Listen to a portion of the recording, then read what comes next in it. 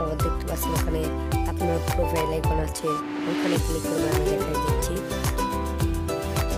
ওইখানে ক্লিক করার পর আপনারা কি করেছেন ওখানে 3D ডট আইকন আছে দেখাচ্ছে, ওখানে ক্লিক করবেন আপনারা।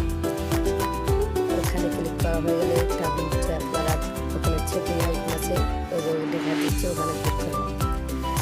তারপর দেখতে পাবেন পাসওয়ার্ড অ্যান্ড সিকিউরিটি দেখাচ্ছে, আমি পাসওয়ার্ড অ্যান্ড সিকিউরিটি দ্বিতীয়টা দেখাচ্ছি।